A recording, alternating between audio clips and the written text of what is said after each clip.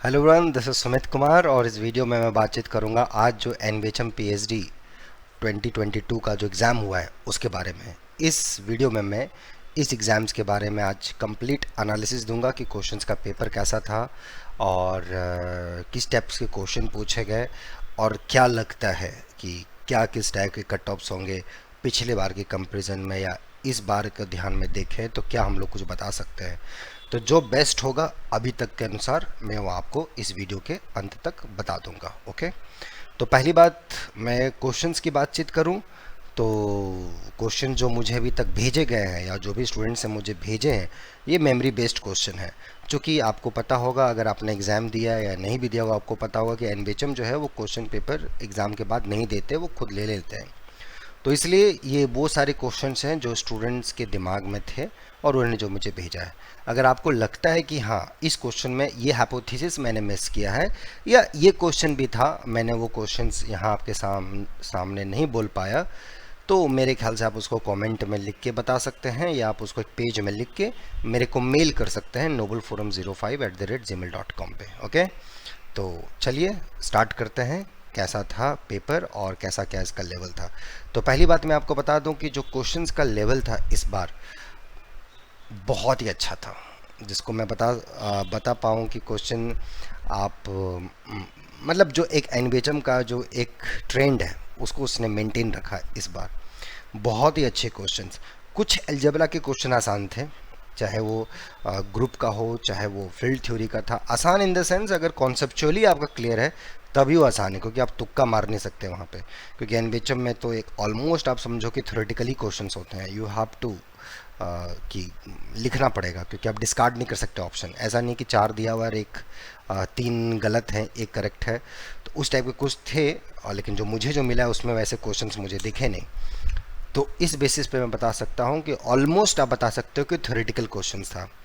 तो जो स्टूडेंट्स ने थ्योरी को अच्छे से समझा होगा, पढ़ना एक अलग बात है और एक समझना दूसरी बात है, तो जिन्होंने इस चीज़ को समझा होगा, पढ़ने के साथ साथ समझा होगा, मेहनत किया होगा उसके पीछे सही दिशा में, तो शायद मेरे ख्याल से उनका ये एग्ज़ाम बहुत अच्छा गया होगा। और किसी वजह से अगर हो सकता है एग्ज़ाम अच्छा नहीं गया होगा, तो कोई बात नहीं, इससे कुछ ना कुछ आप लेसन लिए ही होंगे, जिससे आपको पता चला होगा कि क्या दिक्कत रहा होगा। तो ये तो रही अलजबरा की बात। टॉपोलॉजी में क्वेश्चन बताऊंगा कौन कौन से अलजबरा के क्वेश्चन थे। ग्रुप एक्शन के भी क्वेश्चंस थे, मैं उस पर भी आऊँगा। और फिर आ जाता हूँ मैं लीनियर्स पे। तो लीनियर के भी क्वेश्चंस का ठीक ठाक था, और कुछ क्वेश्चंस बहुत ही अच्छे थे, बहुत ही अच्छे थे, और कुछ कॉन्सेप्चुअल बेस्ड थे। अगर अब वो आपको आते हैं तो आप 1 सेकंड में आंसर लिख सकते हो। अगर आप उस टाइप की चीज़ें नहीं पढ़े हो तो हो ही नहीं सकता, राइट, क्योंकि कोई चॉइस ही नहीं है उसमें। और थर्ड, अगर रियल पे बात करूँ तो ऑफकोर्स एनबीएचएम में जो रियल का या टॉपोलॉजी सेक्शन का जो वेटेज रहता है बहुत ही अच्छा रहता है। इस बार भी कुछ ऐसा ही था। क्वेश्चंस रियल के टॉपोलॉजी के बहुत ही अच्छे क्वेश्चन पूछे गए हैं, बहुत ही अच्छा। तो इन्होंने इस बार सब कुछ मेंटेन रखा है।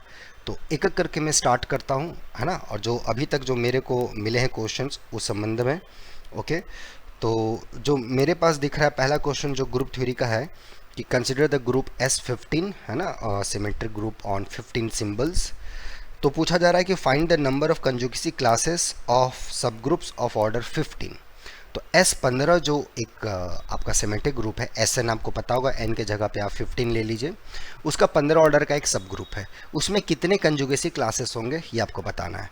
तो पहली बात, अगर आपको कंजुगेसी क्लास पता है, कंजुगेट्स रिलेशंस पता हैं कि क्या होते हैं, इसका क्या प्रॉपर्टीज़ होता है, and how to find the conjugates, something like that, then easily आपने ये आंसर दिया होगा। ये क्वेश्चंस को मैं मतलब इजी का ही कैटेगरी में रखता हूँ, बहुत ज़्यादा ये ऐसा नहीं तो क्वेश्चंस है कि नहीं होगा, बट मेरे ख्याल से लगता है कि मोस्ट ऑफ द स्टूडेंट इस प्रॉब्लम को एक्सक्यूट किए होंगे जो इसको ढंग से पढ़े होंगे। ओके, फिर एक क्वेश्चन इसका एक एसएन का ही है, ग्रुप एक्शन से। आपको पता है S N acts on the set of N elements. So set आपको एक्स दे दिया गया, एन एलिमेंट्स A1 2 से n, और एसएन उस पर एक्ट कर रहा है। कैसे एक्ट कर रहा है? सिग्मा ऑफ आई जो उसका इमेज आ रहा है, क्योंकि सिग्मा एक परमुटेशन है, so it permutes the element of x. So बस वही एक्शन इसका है। ओके, तो आपको यहाँ पे पूछा जा रहा है कि नाउ ये जो एक्शन है इसको आप एक्सटेंड करो टू एक्स क्रॉस एक्स पे। कैसे?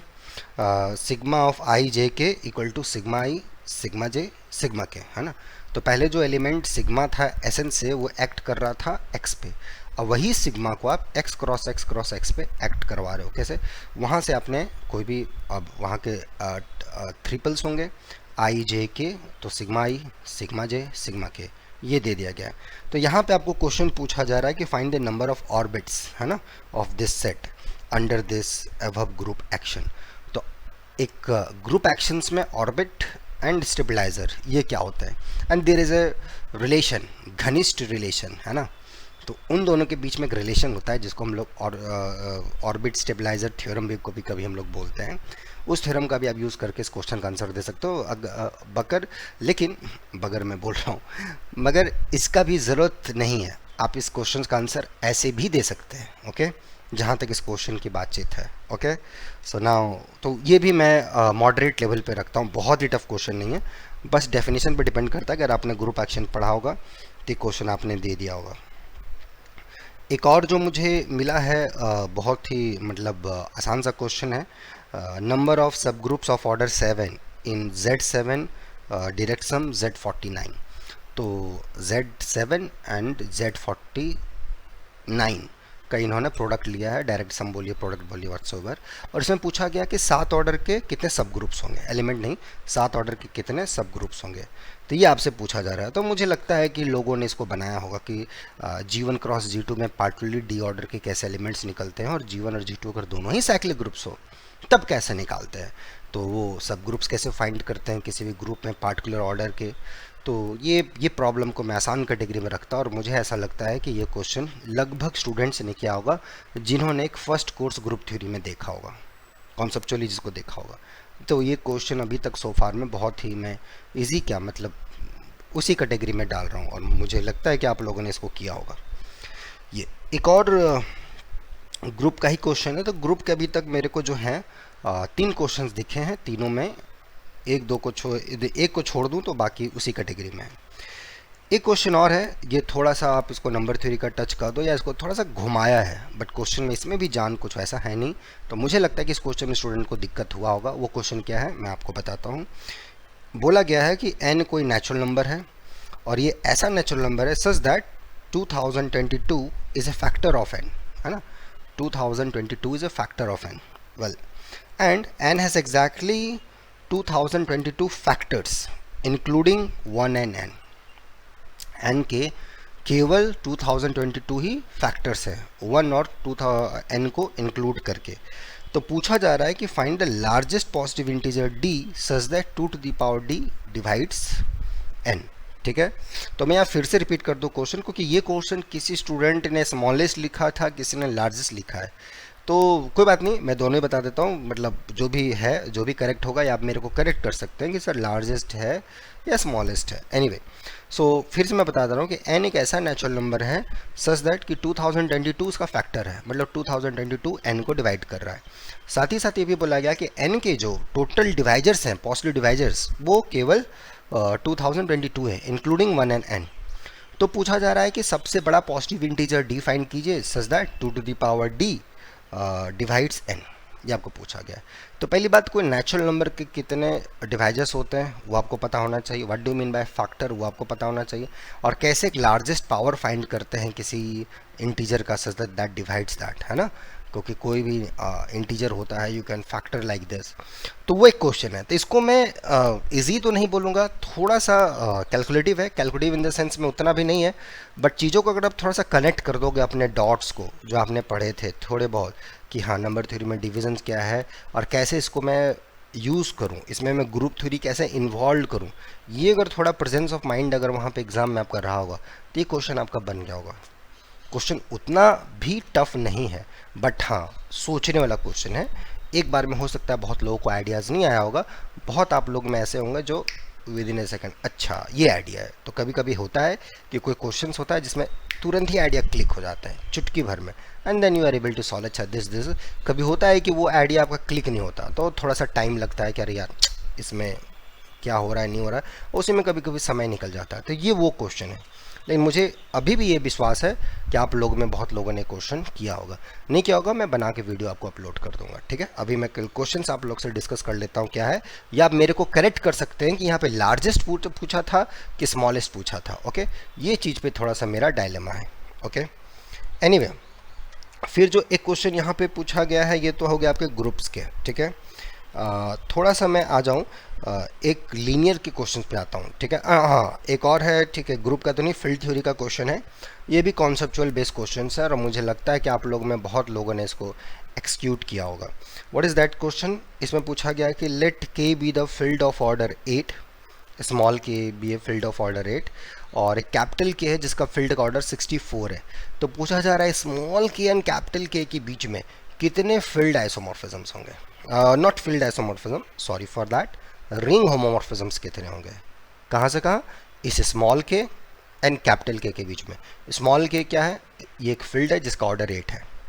कैपिटल के क्या है? एक फील्ड है जिसका ऑर्डर 64 है। इन दोनों के बीच में small k to capital k how many you have a ring होमोमॉर्फिज्म्स।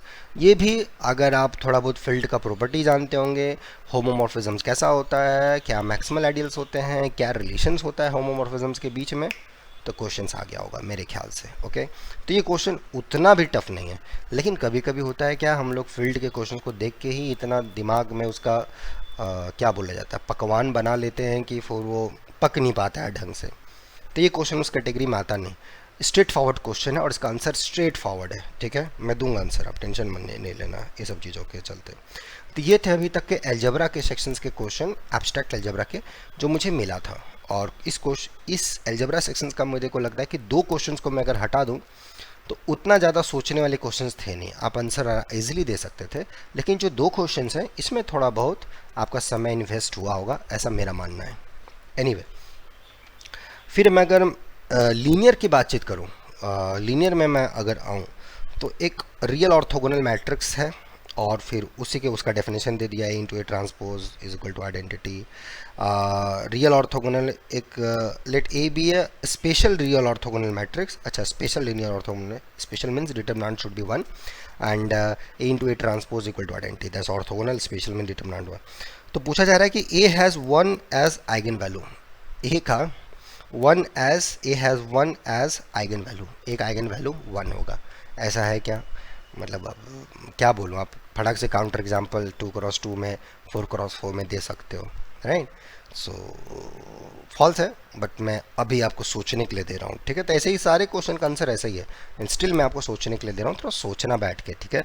जो आप लोगों में एग्ज़ाम दिए हो, ठंडे दिमाग से सोचना कि क्वेश्चन है क्या।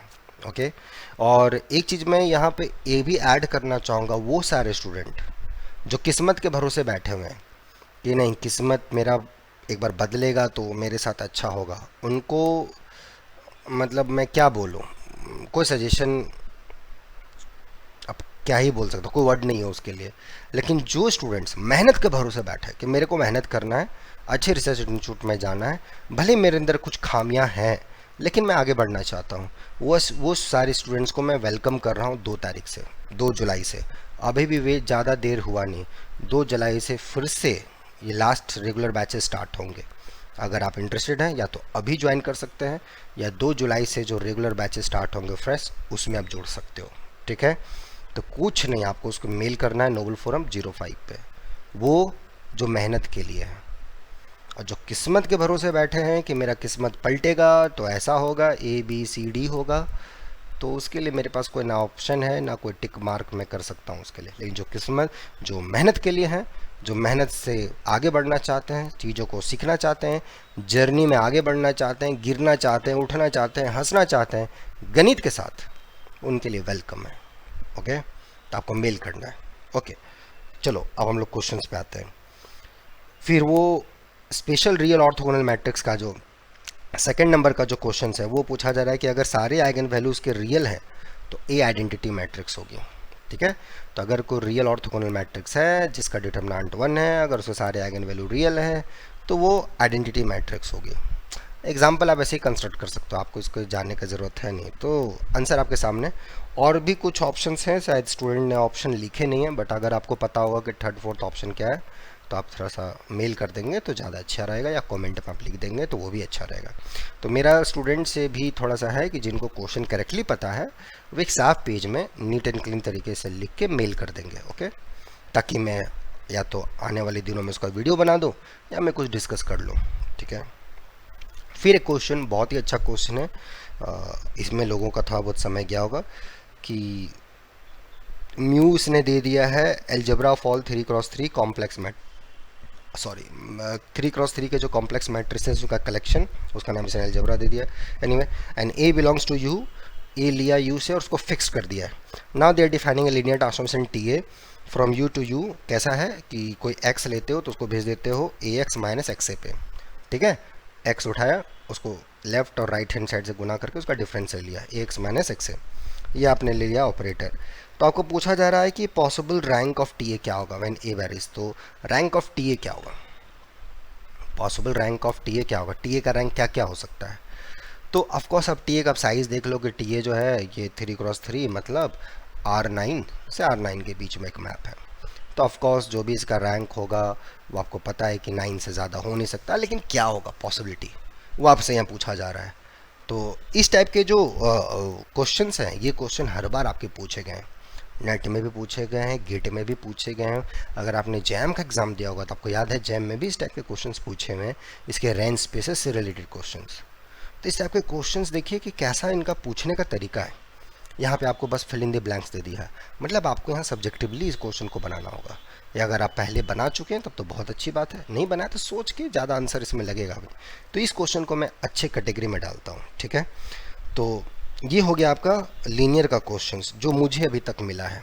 तो अभी तक का जो अभी तक क्वेश्चन है इसको बेसिस में जरूर बता रहा हूँ कि क्वेश्चन लीनियर के एक दो जो दो क्वेश्चन मिले अच्छा लेवल था, कॉन्सेप्चुअल क्वेश्चन है।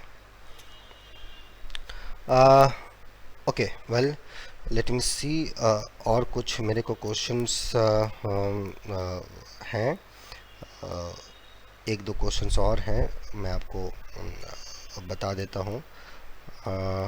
यस, टी ए था ही, ओके।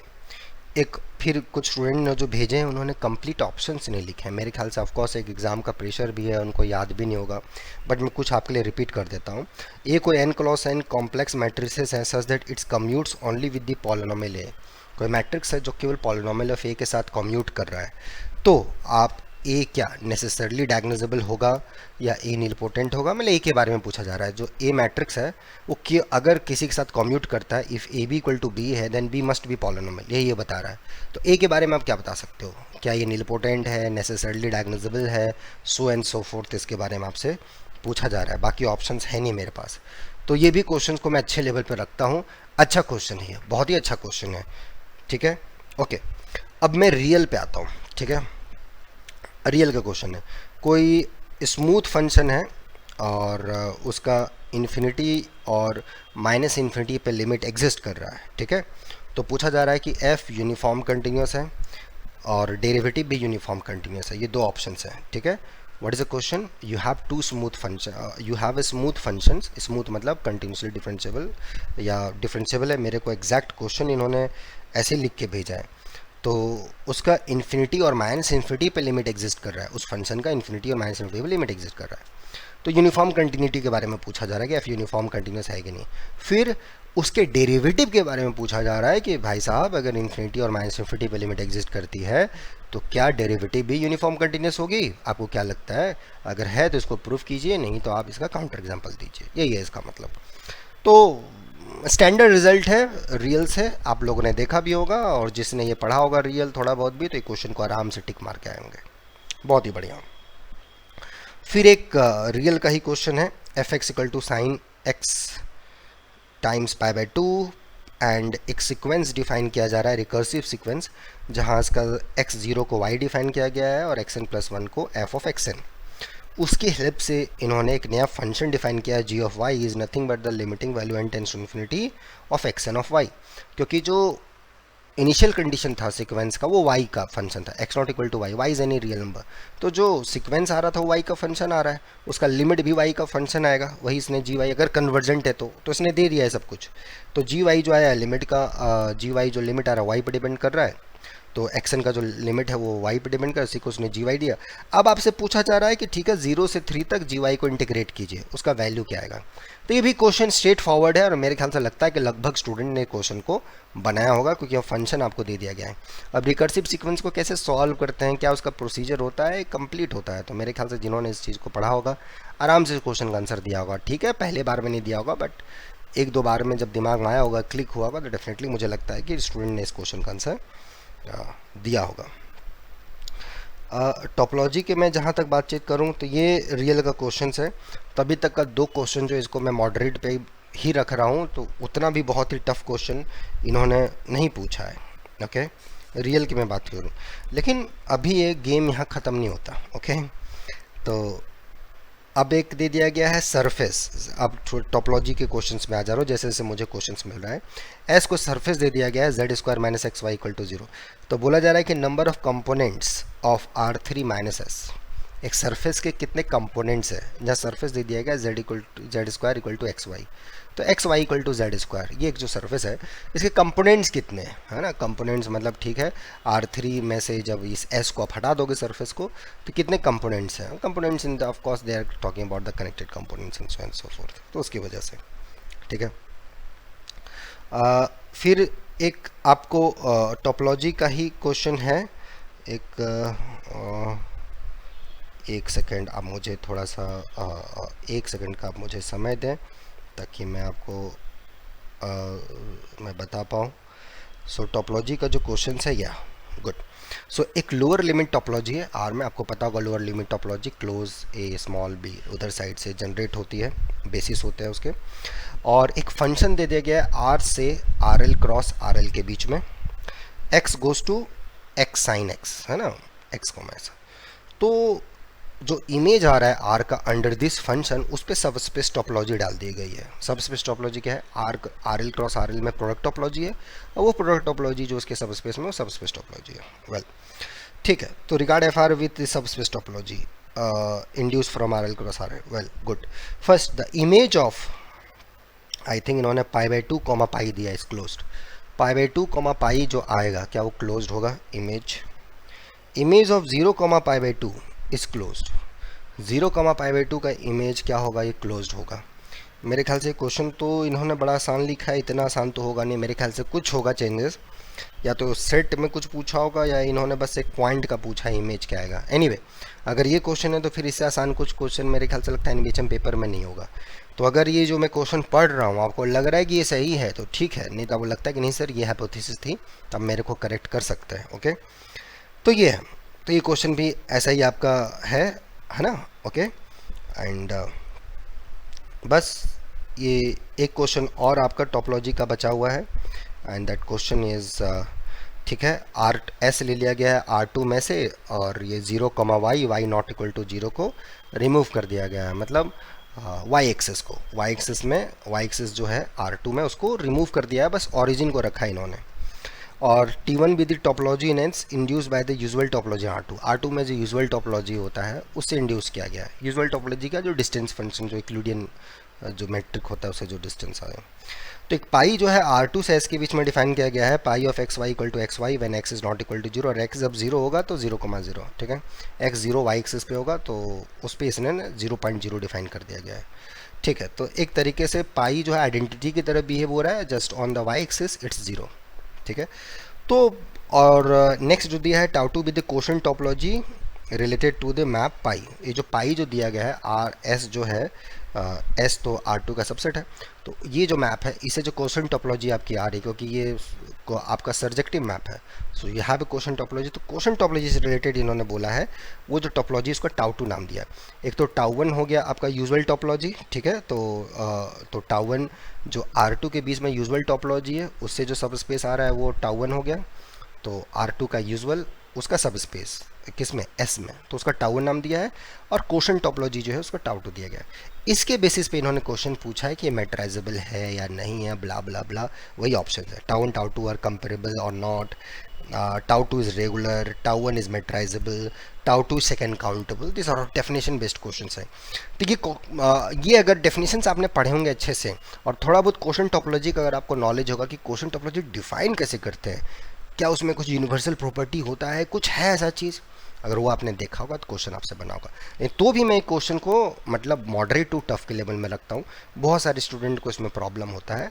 और जो ऑप्शंस इन्होंने दिए हैं, सेकंड काउंटेबल, मेट्राइजेबल से this and that, lower limit का कुछ प्रॉपर्टीज़ होता है, अगर आपने वो सारी चीज़ें देखी होंगी कि वो नहीं होता है, ऐसा नहीं होता है, वो मेट्राइजेबल नहीं होता है, क्यों नहीं होता है, तो चीज़ें बहुत सारी क्लियर हो गई हैं आपको। ओके, एनीवे, तो इसको मैं टफ की कैटेगरी में रखता हूँ। अगर आप लेकिन अगर आप डेफिनेशंस पे कंफर्टेबल्स होंगे, लोअर लिमिट को आपने पहले पढ़ चुके हैं, ढंग से समझा होगा कि वो मेट्राइजेबल है कि नहीं है, दिस एंड दैट, तब तो ये आप इसको मॉडरेट पे आ जाएंगे, अदरवाइज इसको उस कैटेगरी पे रख सकते हैं। ठीक है, तो यही सारे क्वेश्चंस हैं जो मेरे को अभी तक दिख रहे हैं। ओके, यही सारे क्वेश्चंस मेरे को अभी तक मिले हैं, और भी क्वेश्चंस स्टूडेंट्स के मेरे को जहाँ तक है कि मिल भी रहे हैं, लेकिन जो है एक कॉम्प्लेक्स का क्वेश्चन है, area of the region f z equal to z plus z square by two mod z less than equal to 1।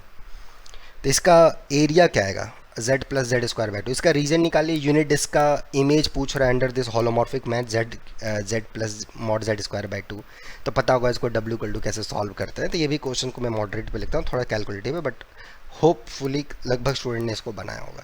तो जहाँ तक अभी तक जो मेरे को क्वेश्चंस मिला है, इस बेसिस में आपको यही बता सकता हूँ कि क्वेश्चन का स्टैंडर्ड इन्होंने मेंटेन रखा है, बहुत ही आसान नहीं किया। अगर कहीं कुछ सेक्शंस में आसान करे हैं, उतना भी आसान ना बना के, तो कुछ सेक्शंस में इन्होंने कुछ अच्छे लेवल के क्वेश्चन डाल दिए हैं।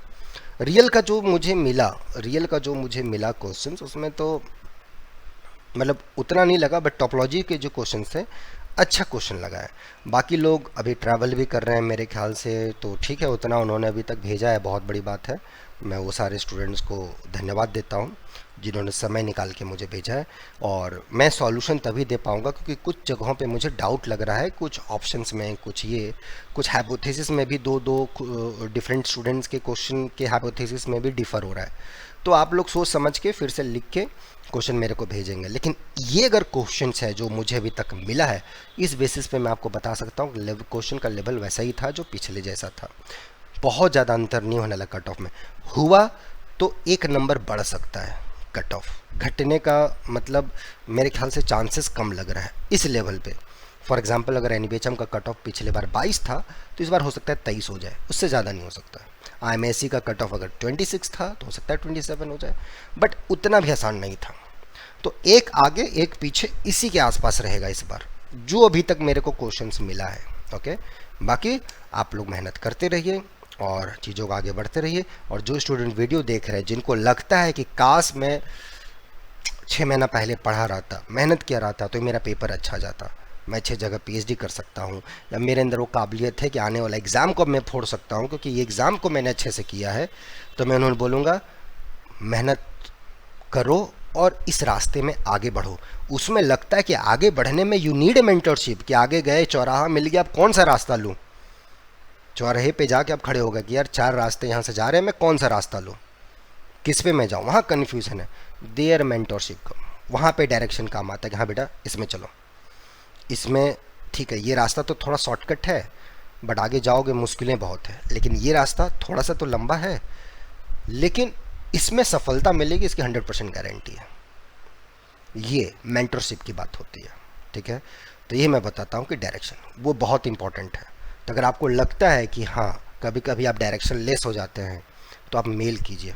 और आपको अगर अपने मेहनत पे भरोसा है, मेहनत करना चाहते हैं, सब्जेक्ट को एंजॉय करना चाहते हैं, उसमें गिरना चाहते हैं, उठना चाहते हैं, खुल के जीना चाहते हैं गणित के साथ, अच्छे जगह पहुंचना चाहते हैं, तो मेल कीजिए नोबल फोरम 05 पे। अभी भी बहुत देर नहीं हुआ है, अभी भी हम लोग आप लोग को जहाँ तक हो पाएगा will try to support you. और 2 तारीख से फिर से रेगुलर बैचेस 2 जुलाई से स्टार्ट होंगे, वो लास्ट बैच होगा। ठीक है, तो आप लोग अभी से जुड़ना चाहते हैं तो मेल कीजिए, या 2 जुलाई बैच के लिए भी आप लोग कर सकते हैं। ठीक है, जैसा लगे, आप खुद समझदार हैं, अपना फ्यूचर आपके हाथ में है, उसके बारे में अच्छे से ठंडे दिमाग से सोचिएगा। बाकी wish you best of luck जो आगे आपका एग्ज़ाम होगा और इस एग्ज़ाम के रिज़ल्ट के लिए। और जो स्टूडेंट्स ये वीडियो को देख रहे हैं, उनके पास अगर और भी क्वेश्चंस होंगे ज़रूर मेल कीजिएगा। हम लोग मिलते हैं बहुत ही जल्द नेक्स्ट वीडियो में, नई ऊर्जा, नई जोश के साथ। ओके, तब तक अपना ध्यान रखें, बाय।